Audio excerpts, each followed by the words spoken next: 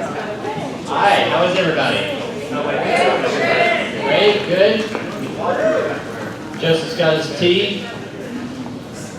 Good? I'm calling you out. It's all good. So thank you all for coming. We're going to first get started with a song, and we'll get started with all the best stuff too. Here's our chorus in-house, so welcome them to the stage that they're already on, and we're going to be singing a song together. So if you're willing and able to, it's mandatory that you stand up and participate. So please stand up and help us sing the song, which many of you may know, Umbrella by Rihanna.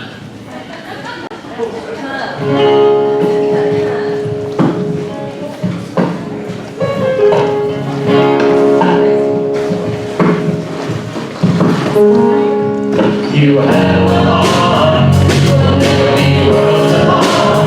Maybe in practice, to be a storm.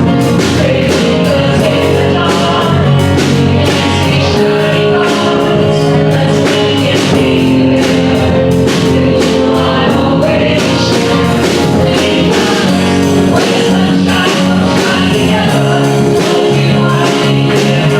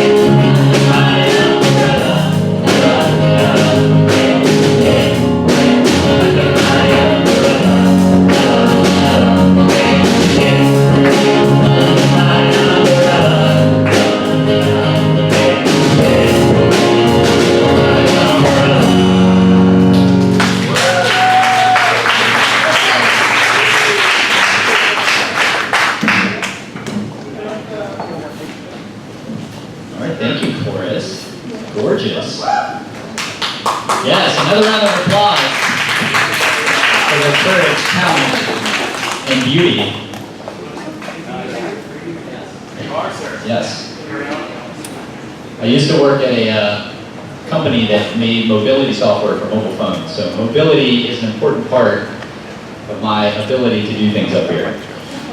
So our theme today is compassion.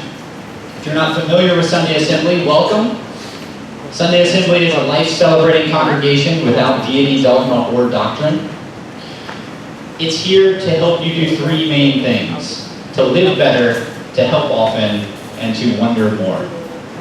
What you do with those three things is all your business. We're here to help you do it.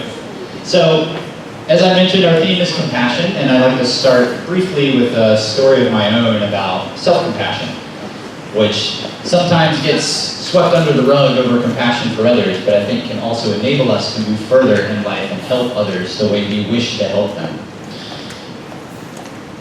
So learning and discovering, gathering information, continuously improving is something that's been important to me my entire life. It's, in fact, one of the reasons that I pursued not just one degree in philosophy, but decided to be twice as unemployable and get an advanced degree in philosophy as well. I thought I wanted to be a professor. Thank you for supporting my decisions. And it turns out that being a philosophy professor is hard to get into. But what really set me on my path at the very beginning was to answer all the questions I thought were so important in order to live a good life and help other people. And that's things like, why are we here? Why is there suffering? What's right and wrong? How am I to treat other people to take care of them and be the best person I can for them? What I didn't realize at the time was that I was actually trying to answer those questions for myself. So why am I here? Why do I suffer, frequently at my own hands? Why do some days I feel so right about who I am, and some days I feel so wrong and don't know why? And how am I supposed to treat myself to really be that best person I can be for other people? So, after graduating, I realized I equipped myself with all of these skills of critical thinking, persuasion, arguments, all the papers I had to write, to talk myself into anything. So thinking wasn't the answer. I'm sure I'm not the only one here who's felt that they've told themselves something they wouldn't say to another person.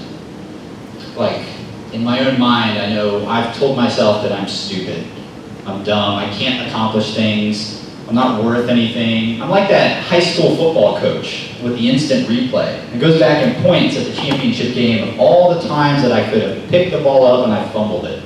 All the times I made a mistake, all the wouldas and the couldas and the shouldas that never happened.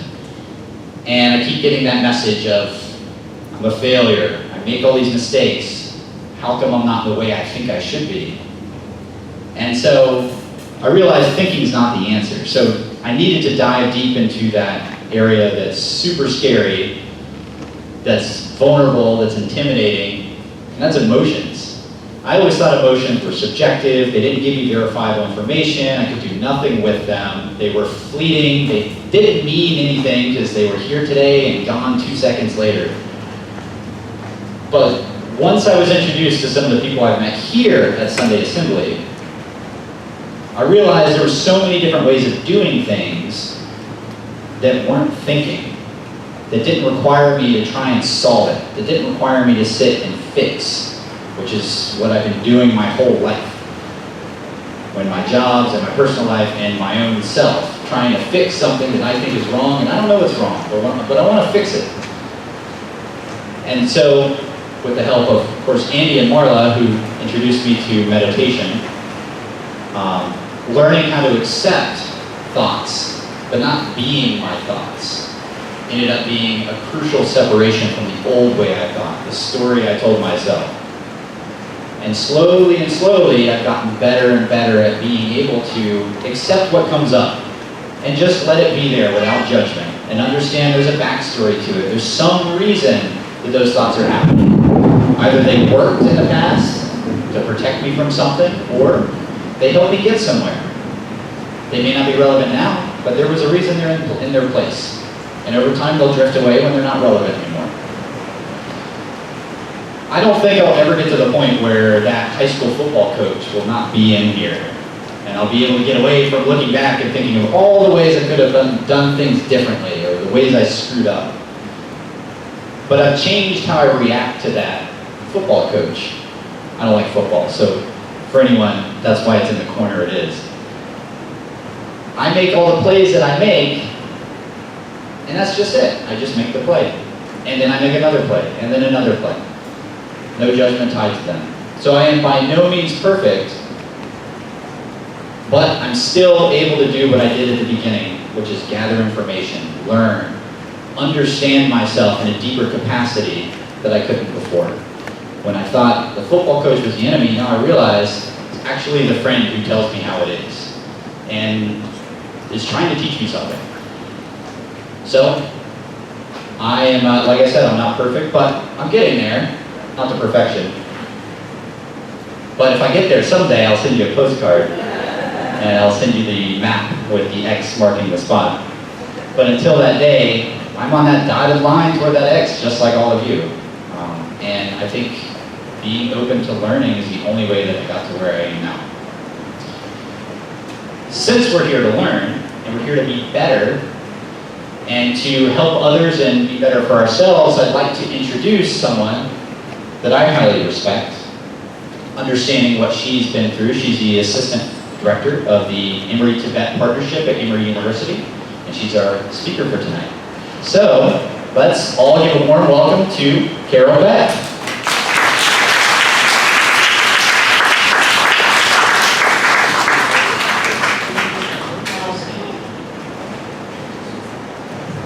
Let's see if I can make both hands work here.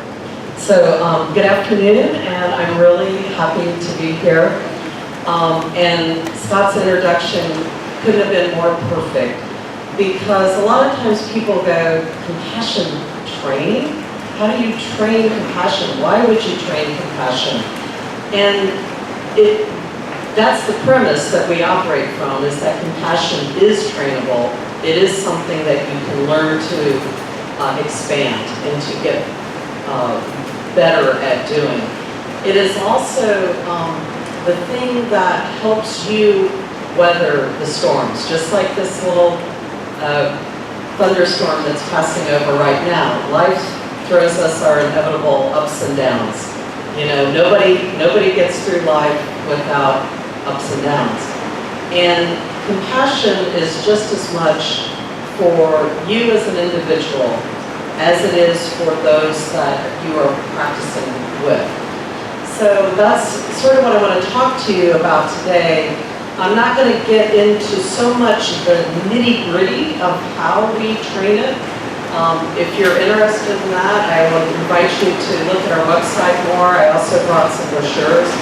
But how we arrived at, can you guys hear me? It's hard to hear over the rain. How we arrived at what we did and why we're doing it. So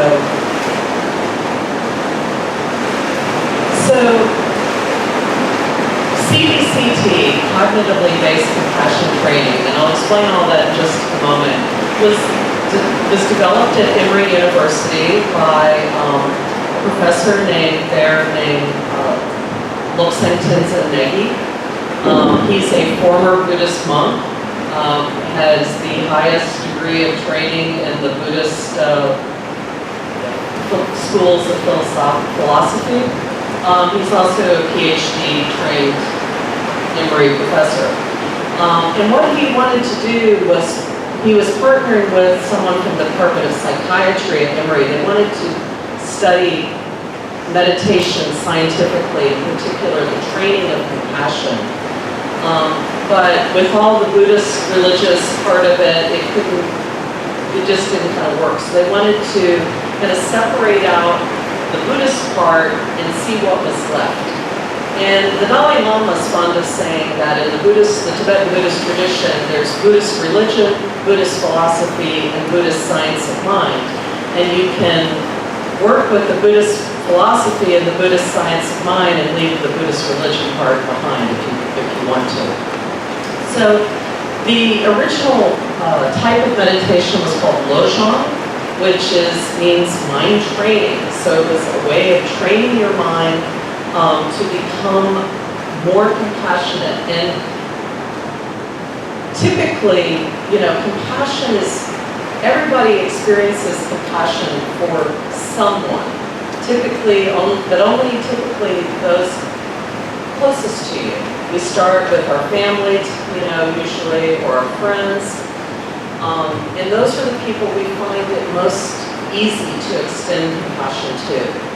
But it is possible to take that in-group where you start and keep making the circles wider and wider and wider, so that what was started with your family and friends or your near and dear ones can encompass more and more people who are different from you, people that you don't even know, and that you can extend it to them. So it's a deliberate effort to do that, and it develops our receptivity to suffering so that we can confront suffering. We can look suffering in the eye and not completely get freaked out. What happens a lot of times, you may have heard the term empathic fatigue or compassion fatigue. It's when people get burned out because of, caregiving for a sick loved one, or being in a helping profession, or you're just so overwhelmed by the suffering around you that you just start to shut down.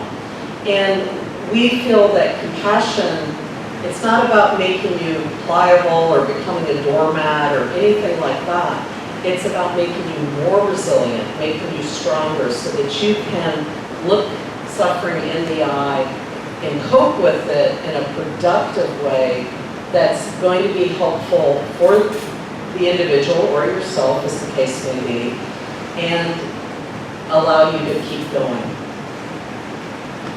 So compassion, the term compassion, different people have different definitions, so I want to make sure that you understand the way we're using it when we talk about compassion training. So from Webster's Dictionary, the sympathetic consciousness of others' distress together, this is very important, together with a desire to alleviate it. So it is not empathy. Empathy is that you understand and share another person's experiences and emotions, or share their feelings. But empathy on its own can leave you sometimes exhausted, drained, and unable to address the suffering that you're seeing. Empathy is where compassion starts. You're not going to get to compassion without empathy, but it is more than empathy. It's conjoined with action, with that, at least the wish or the aspiration to alleviate the suffering of yourself or another. So Franz de Waal, I don't know if you guys have heard of him. He's a primatologist at Emory. He's wrote several wonderful books. One's called The Age of Empathy. He has this new book which just came out. I'm probably going to mess up the title, but it's something like, Are We Smart Enough to Know How Smart Animals Really Are? But he really has looked at how empathy operates in the animal world. And he points out that this idea that it's always stronger for whatever we consider our in-group. For some people that may not be their family necessarily, it may be, a group that you identify with on some other level, but we feel more strongly for those folks than for anyone else. Oops. So, but there is a biologically based compassion, and although it doesn't operate the same way that in animals as it does in humans, if there weren't this kind of desire to alleviate suffering and to help another, nobody and nothing, no animals, no people would get beyond infancy. Everything would die. And Franz de Waal did a really interesting experiment with capuchin monkeys. You can see a couple on the left there, where he gave the monkey the option of getting a reward when he performed a task, or if he performed the task, he got a reward, and his monkey friend got one too. And the monkeys would invariably pick the pro-social option. They would always prefer that their monkey friend got the reward, even though they hadn't done anything. But if it was a monkey they didn't know in the next cage, then they would revert back to just taking it for themselves. They didn't want the stranger monkey to to get rewarded, only their monkey friends. So that kind of says a lot about how people tend to operate too. We can get very upset sometimes if we think, oh, somebody's getting something, they didn't work for it, or, you know, and we only want good things for our near and dear ones. But compassion in the animal world can be expanded just like in the human world. And there are all kinds of, you know, the internet is rife with these wonderful videos of odd animal pairings and odd animal friends and, you know, dogs and elephants. And, you know, so these animals have learned to make a connection beyond their own species, beyond the ones that they would naturally feel connected to. And that's what we're asking humans to do too. So Charles Darwin is sort of wrongly sometimes positioned, you know, with this whole survival of the fittest thing. It's really not a very accurate presentation of Darwin. Darwin was very much about this idea of expanding, that it was not only can we do it, it's necessary that humans expand their feelings of empathy and connection beyond just the close ones, so that we keep working at it, we can move beyond these artificial barriers that we impose to separate ourselves from others. So in CBCT, we have sort of 6 modules. This is the way we organize it, 6 steps. And the first 2, attention and stability of mind and insight into mental experience, are very similar to what you might have experienced doing mindfulness meditation. The other 4 modules, cultivating self-compassion, developing impartiality, developing appreciation, affection, and empathy for others, and then realizing engaged compassion, are a different style of meditation. And this is where they take from the Tibetan tradition. Rather than just, you know, like with mindfulness, you typically are working on developing a, you know, present moment awareness and stabilizing that. Often people focus on the breath or perhaps an object. But in these 4 modules, we do a type of meditation called analytical meditation. It's akin to what in some traditions is called contemplation. And you are led through a sort of a reasoned progression to look at how you relate to certain things and where are your barriers, where are you imposing obstacles for yourself and for your relationships to others, and how can we look at that in a different way, in a transformative way, so that we can, again, work on expanding this compassion to another level. So if we have a few moments, we'll come back to this and I'll talk about this in more detail, but I want to point out that the value of compassion is very evidence-based. And CBCT is the most researched form of compassion meditation. There are some other things that have been out there, like loving kindness meditation, metta meditation. There's a program at Stanford called CTT. But right now, we have more published peer-reviewed scientific articles than any other form of compassion training. And these are some of the benefits that compassion yields. Compassionate action actually activates pleasure circuits in your brain. So it feels good. It feels good to be nice. And there's actually a lot of research on that and on the practice of generosity.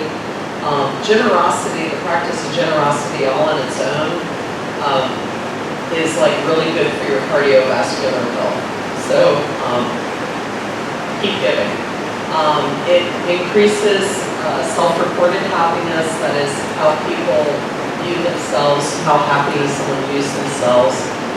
It can reduce the risk of heart disease by boosting vagus nerve activity, and there's a lot of research out there right now. If you are into the scientific literature on vagal tone, but there's, just to in brief, your mind and your heart are very much related in a physiological way. And so your mind affects your heart affects your mind, so quite literally.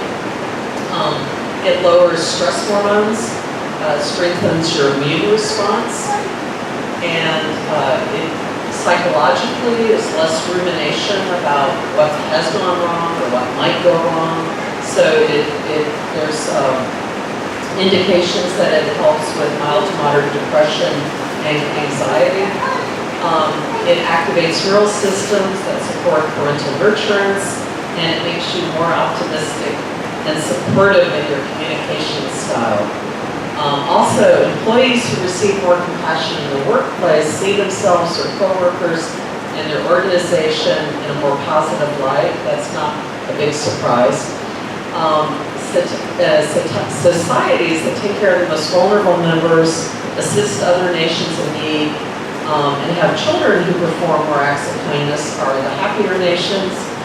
And compassionate people are more socially adept and less vulnerable to loneliness. And there is so much research out there right now about how detrimental social isolation is for us. It makes us die younger. It makes us sad and unhappy, and so reaching out to others is good for us, good for them. And it also supports, commitment to our own ethical and moral principles. Just some more research implications to date. These come from several studies with breast cancer patients, adolescents in foster care, college students, healthy adults, medical students. It decreases inflammation in the body, it enhances well-being, it improves mood, it improves your sleep. It increases hopefulness, and by hopefulness we mean realistic optimism. It improves interpersonal skills such as empathy, improves the number and consistency of your friendships, and it actually changes the physical structures in your brain.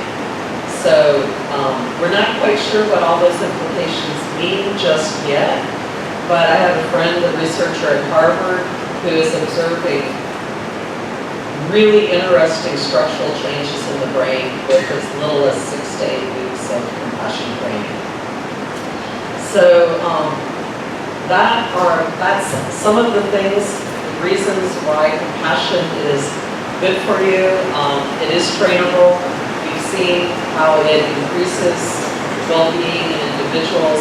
We have a lot of interventions being studied right now with veterans with PTSD. We just put in a grant for adolescents with type 1 diabetes to help with adherence to their medical regimen, with HIV positive adults. So lots going on. If you like, please pick up one of our brochures. Feel free to talk to me after you have questions. And thank you very much for that.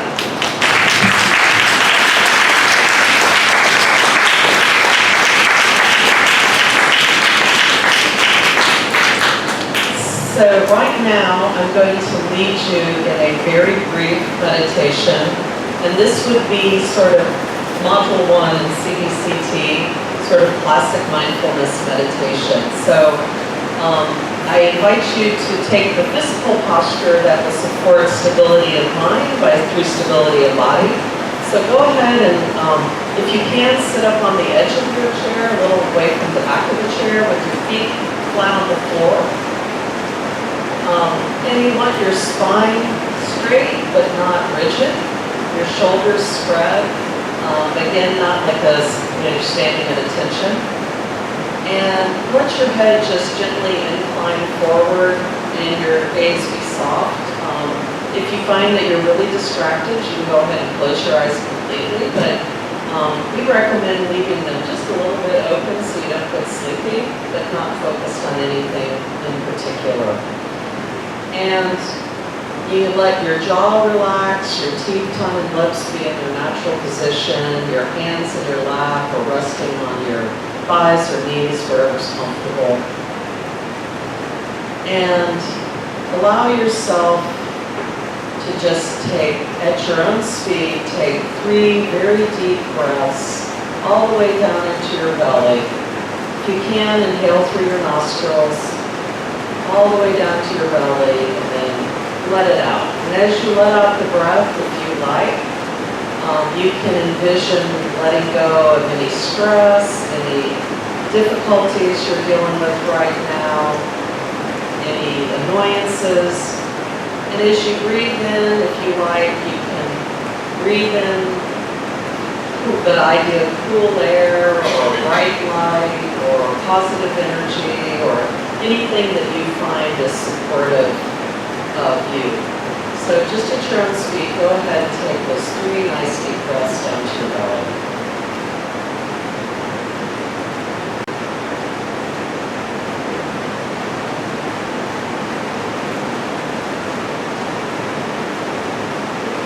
And then just allow your breathing to settle into its natural rhythm. You don't need to make it faster or slower or deeper or shallower or anything, just whatever's natural. And you can begin by finding a spot where you notice your breath. And for most people, that's either the rise and fall of their belly or the spot right underneath the joint of their nostrils where you can feel your breath sort of on your lip, or perhaps the expansion of your chest. But pick one of those spots and just put your attention there very lightly and notice your breathing. And you can begin by silently counting your breaths. Just on either the inhalation or the exhalation.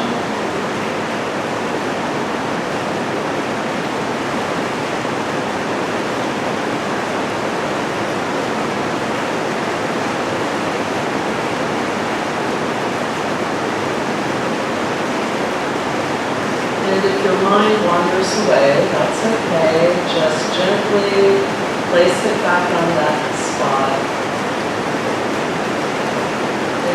Start your counting again. And for those of you who are more experienced meditators, feel free to let go of the counting and just allow your attention to remain with the breath.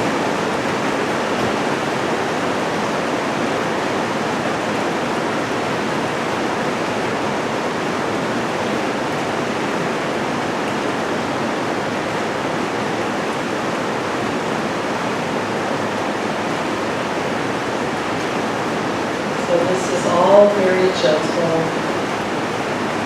It's normal for the mind to wander, so don't try to suppress it, but just gently return your attention to that point of focus.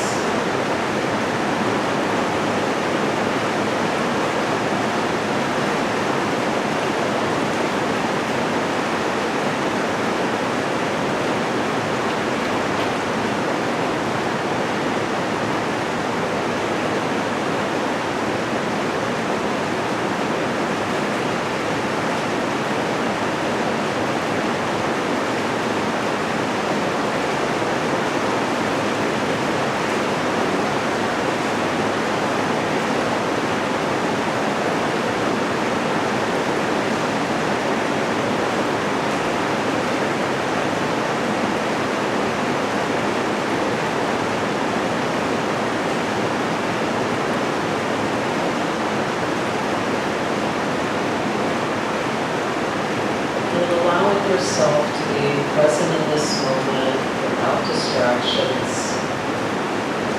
You're helping to regulate mind and body.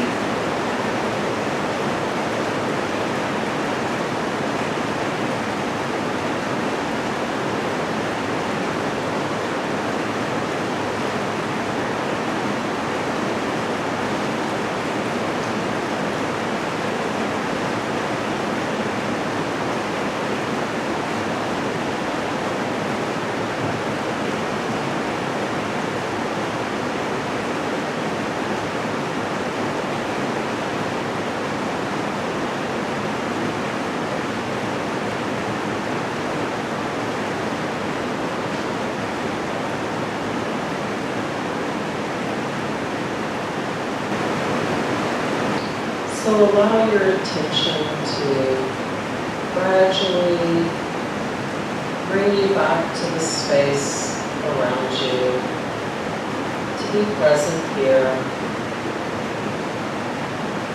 And take just a moment to set your intention for the rest of the day and the week ahead, to do your best to approach things with this kind of mindfulness, this presence of mind, with compassion.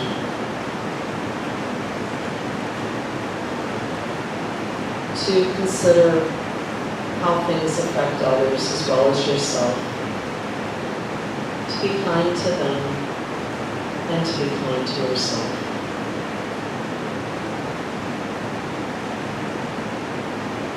Thank you.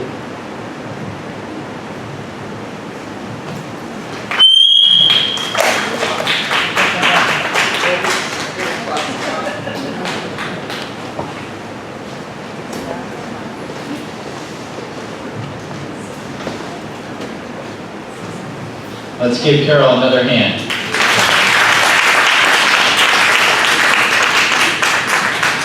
Going behind the speaker, you're welcome. Feedback is such a weird thing. It still blows my mind that it works that way. So, next we have a segment that is one of my favorite segments called Life Happens. When you walked in, not sure if you saw, but there was this box sitting out front. And with Life Happens, we invite you to share instances that have happened recently, positive, negative, big, small, things that you want to share with the group. It can be completely anonymous. And the main purpose of this is to say that sometimes sharing is exactly what you need in order to get something out and in order to find a bond with somebody else. Because for all you know, there could be 10 people in this room who have the same experience. So I will read what we've collected today. So the first one, the person chose to remain anonymous. Job applications are hard sometimes, but I'm finding my foothold in getting them done. Feel free to applaud if you want.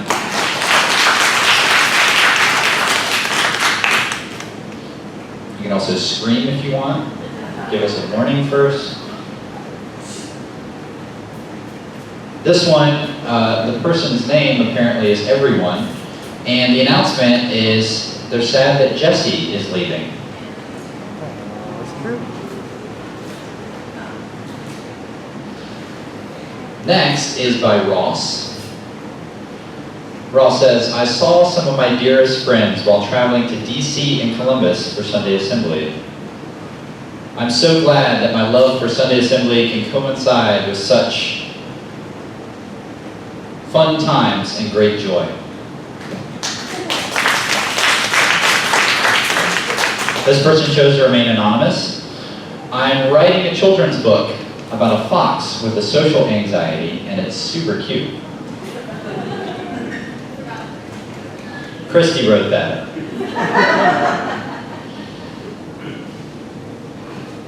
Kara wrote this one. I am so thrilled to announce that I started my own business in, what is that? Resulting Consulting? I love it. Resulting Consulting, and she says, yay! Congratulations. Next one is by Daniel. He says, I have an interview at Macy's. Cross your fingers for me. Good luck. I have one written by the sun. It's a picture of a sun. Nothing particularly interesting enters my mind at the moment, but I keep reflecting on how much I love my essay community. Next one is by Jesse, presumably the one leaving. I will be moving on to my next work assignment and leaving Georgia. There is no Sunday assembly where I will be next in Iowa, and I will miss everyone so incredibly much. This has been one of the best secular community groups I've ever encountered on my travels. Know that you are all so wonderful, capable, and talented. Hopefully, Atlanta will come up again in my travels, and I can't wait to see what comes next. Many thanks for making my time half full of hugs and friends.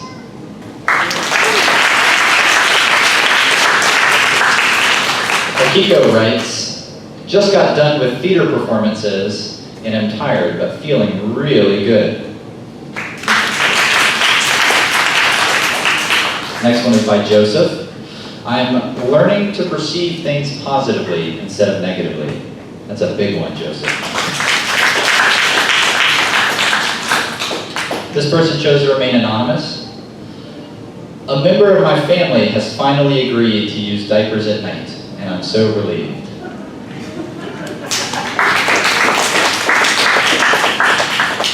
Laura wrote this one.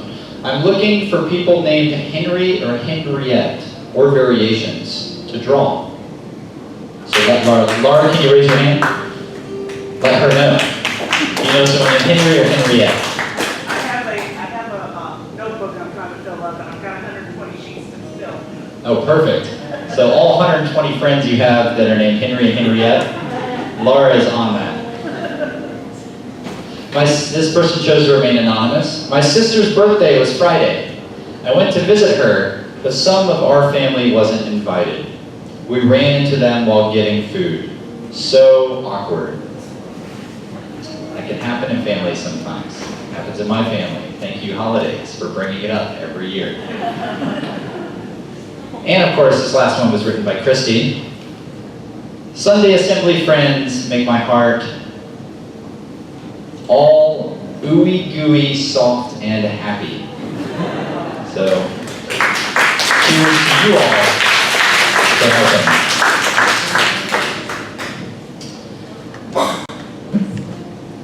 In light of some of the recent events, I'm sure many of you have been following the news.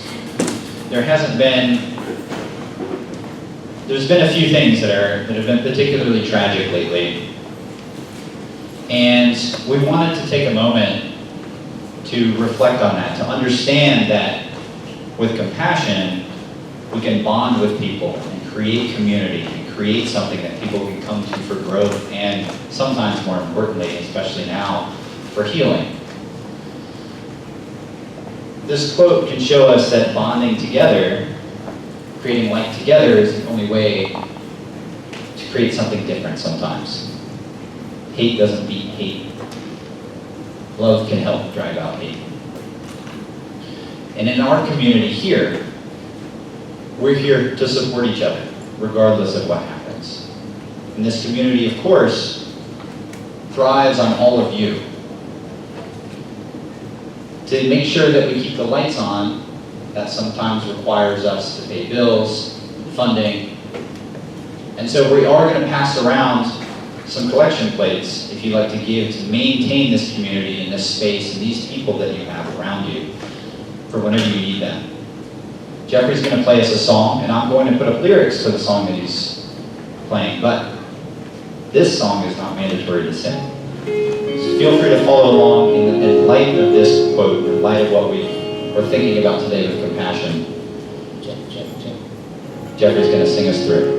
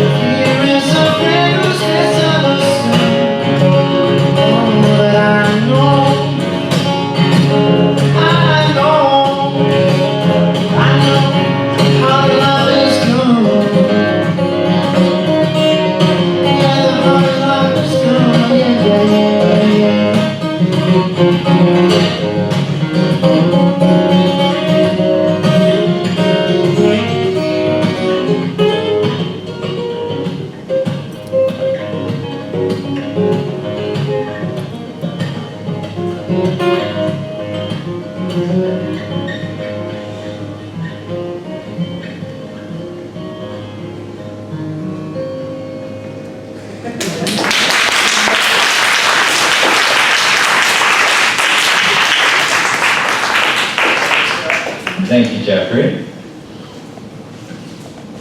Gorgeous playing, right?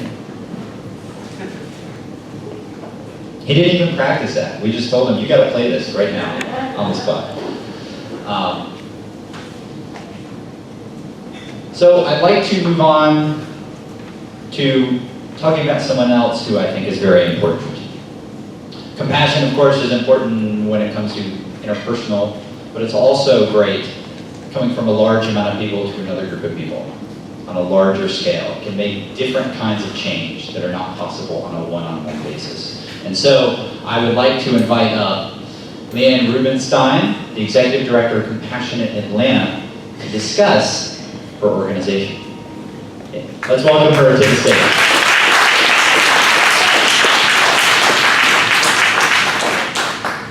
So, first of all, thanks for having me here. And I'm really glad to be able to follow the presentation that you just had, because I think it's a great lead-in to how we live our lives. And I think Sunday Assembly is definitely compassion in action, which is what we'll talk about. So Compassionate Atlanta was actually started in 2007. Karen Armstrong did a talk, a TED talk, on compassion. And she was granted the TED wish. And her wish was to create a simple document that would speak to compassion and would speak to what she called was bringing everybody back to the center of morality. So Karen comes from a religious background. She used to be a nun.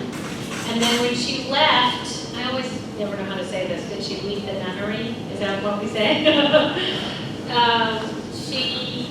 She really didn't want to focus as much on religion, but she keeps always being pulled back into it. And I don't know about you, but that's my life story. Like, I'm like, yeah, I don't really want to.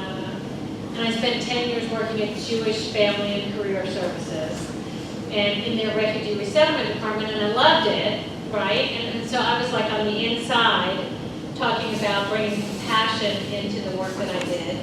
And then I worked at RESA, Refugee Resettlement and Immigration Services of Atlanta, which many of the refugee agencies are sponsored by faith-based organizations, and so they were connected to Episcopal Migration Ministries and Church World Service. And once again, here I am in the midst of it all. But I really got to see what faith was doing good in the world. And then I took on this job with Compassionate Atlanta. Compassionate Atlanta, totally secular, right? Well, goes back to Karen Armstrong, who created this document. So I guess the universe is trying to teach me some kind of a message. But I think part of that message is to bridge and to build bridges wherever we are, with the faith community, with the secular community, with all different kinds of communities. So she wrote this document. She got together with a number of world leaders, and she put together a charter for compassion. And I have some brochures that are leave outside that have the words to the charter. But she got together with world leaders like Desmond Tutu and the Dalai Lama and many others to talk about putting this charter together. So what we have here is, what I want you to do is just listen to the charter being read. And then I'll tell you a little bit more about what we do at Compassionate Atlanta.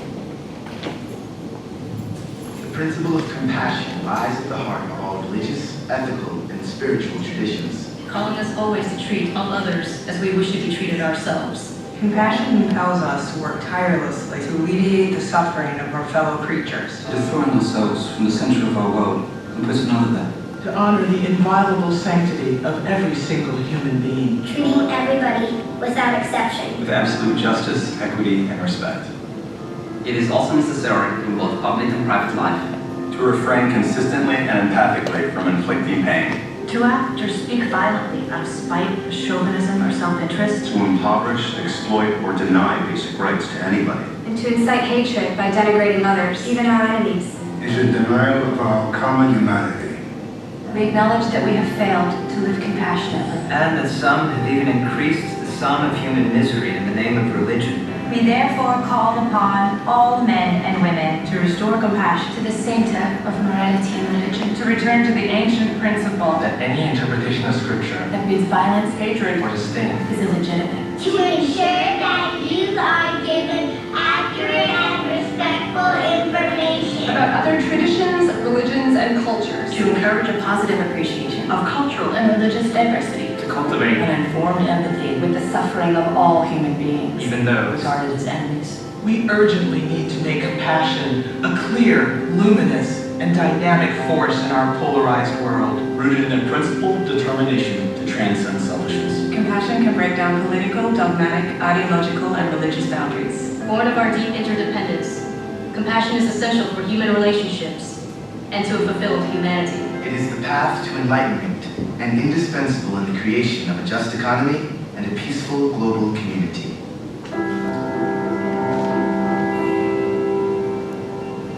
So that's the charter, and I haven't found anybody who disagrees yet with the charter, right? It's simple, and it's really what we're all about until we're taught other things. So the charter is also, it's worldwide, it's a worldwide document. So it has been adopted by the press club in Karachi, Pakistan. It was read at the opening of the World Cup in South Africa. It's really been adopted the world over. So the local arm of Compassion in Atlanta, each city's independent. We do what works for us. And we're one of the few nonprofits around the charter. We've had 4 cities sign the charter: City of Atlanta, City of Decatur, City of Clarkston, and City of Bergen Lake. The city movement, we're still working on getting more connected to the city so they can uplift the voice of what they're doing compassionately and really also have a conversation about what they're not doing compassionately. So just to let you know what our programs are, we do community conversations where we get folks together and talk about what does compassion look like. This can be in your workplace, in your faith community, in your family. I don't know about you, but I just had a political conversation with my dad this morning, and someone else needs to lead that compassionate conversation. But, so it's talking about it. It's talking about what does compassion look like. We also work with partners. So I welcome Sunday Assembly as one of our newer partners with Compassion in Atlanta. And so,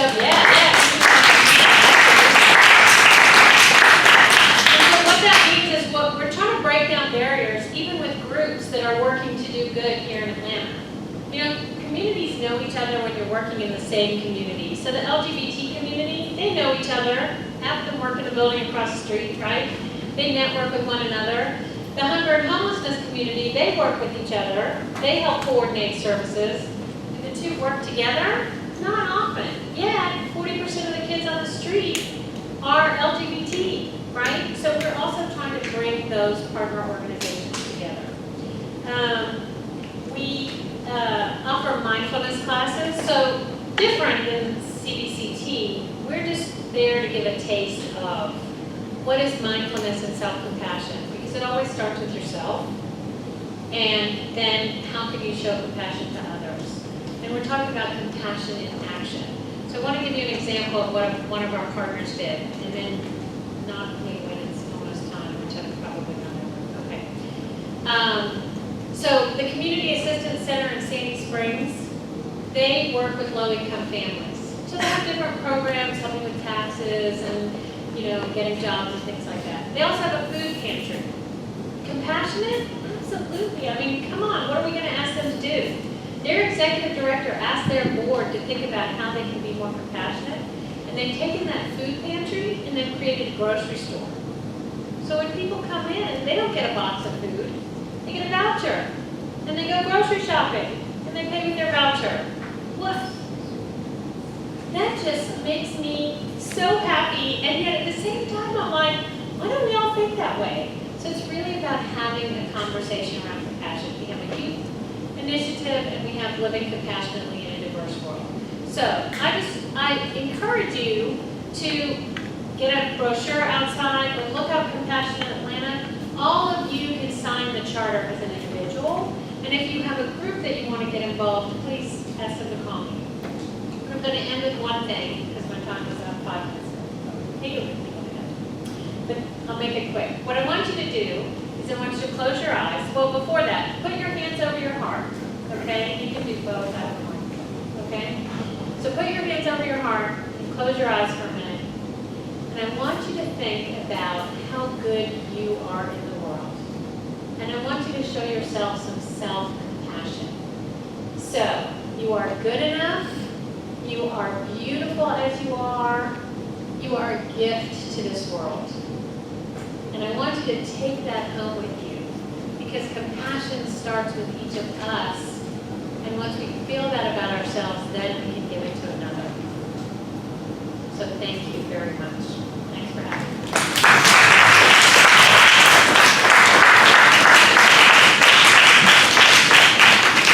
Thank you. Leanne, is that how I say your name? Yeah. Okay, perfect, yes. Sometimes I mess that up. My last name's Szymanski, so that gets messed up all the time. But that one person who gets it right, they show up in the weirdest place. DMV, they got it right. Who knew? So speaking of getting it right, compassion, of course, is important. And one way to do that, and one way to really make compassion stick, literally in this case, is to build something compassionate. So we'd like to invite you to take what looked like a scrap piece of paper. It's a little green leaf that you should have on your chair, underneath it, around it. Maybe it blew away. Maybe you can find one somewhere. And take the pen, it should also be on your chair, and if not, we have extra. And write something on it. A way that you can be more compassionate, or someone can. It could be self-compassion. We have more. If you don't have a leaf, raise your hand. Daniel will give you a leaf. He ripped them off of a tree outside. And so once you're done writing a way to be compassionate, could be self-compassion, compassion to others, a way organizations could. Make it short and sweet that will stick with you and you think would stick with others. And walk over, if you can, or make your way toward that tree of compassion we have on the wall. We have some glue sticks there. Do a quick swipe with the glue. Stick it on whichever branch you think it belongs on. At the same time, we're going to have some music going for you by our very own Ben Bradley. He'll come up here and he'll play his guitar. So let's welcome Ben to the stage. He will play you through this activity.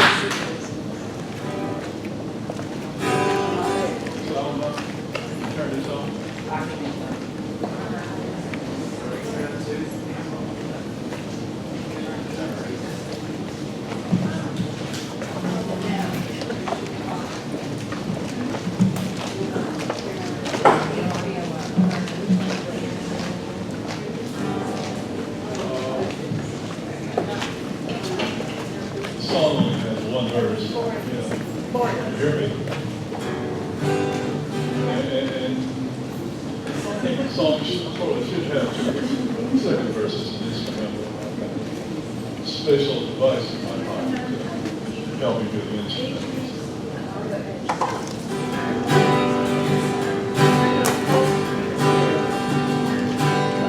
Sometimes the thought that drags you to the ground. Someone has told you all with thoughtless words. First thing you need to do is get up, down on your feet. One thing you are not is others' words. Forget the past. Forget the past. Forget the past and no one better anyone come. Forget the past. It doesn't matter. It's a big deal. Forget the past and no one better anyone come. Wait.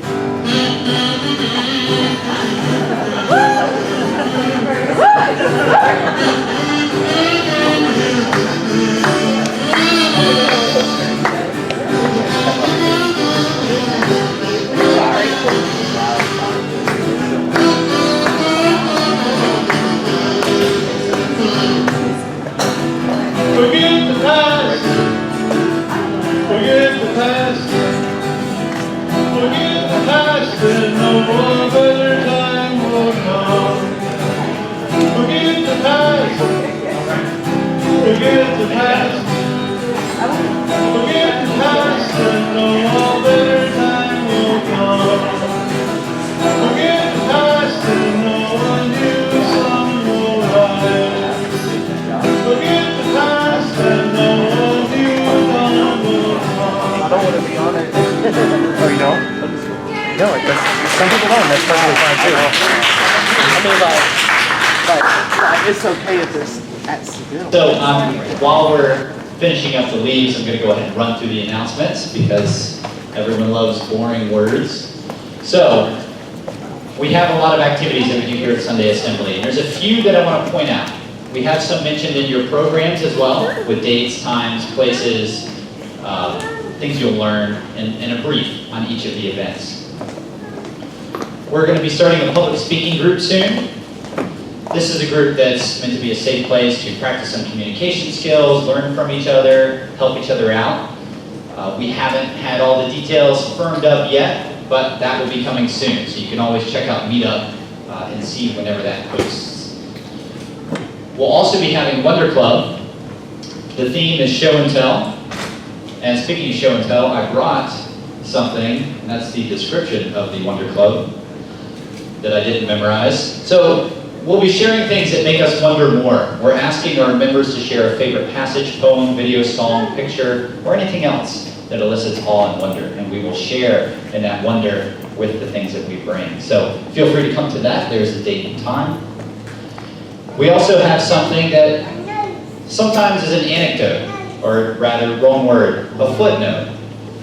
But I think is equally important, especially with this theme, called the Community Action Team. We call it the CAT, not the CAT team, because ATM machine is redundant. So the CAT.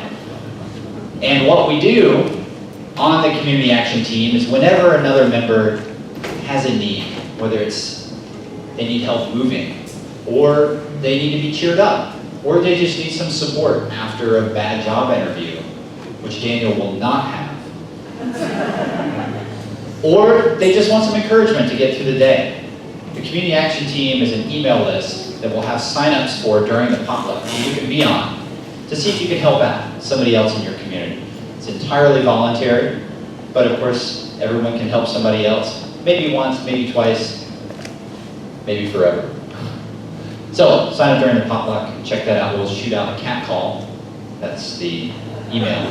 So, positive version of the cat call. And then our next assembly is the Craving Brain, which will be about what happens within our bodies and within our minds and the chemicals that are involved in us craving something. There's your date and time as well. So feel free to check your program as well as Meetup for more details.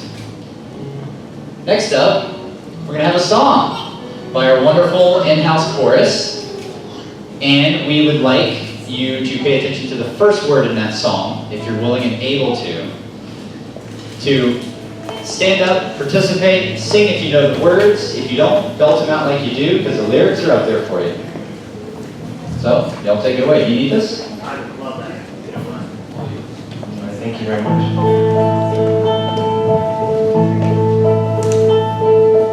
Hands, put your empty hands in mine.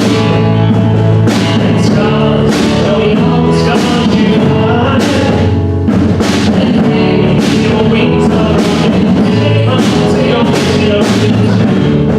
'Cause I'm gonna stay by you. Oh, tears, in your eyes, so in your heart. And hurt.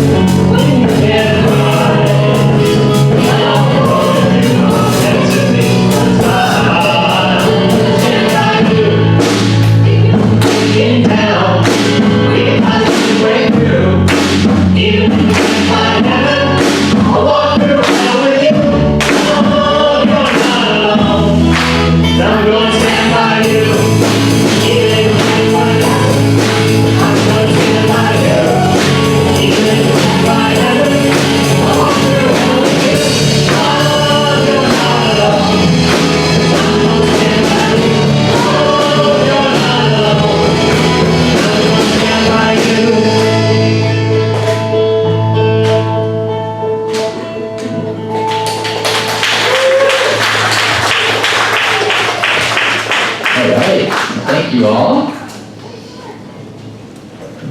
No, you gotta stand now, that's it. But you shouldn't say standing because next is a potluck. So, thank you all for coming. Thank you for sharing, being compassionate toward one another, and allowing me to have space to share, and all of these great folks up here. Please feel free to invest in your bellies with the food on the table over there. And have a wonderful evening.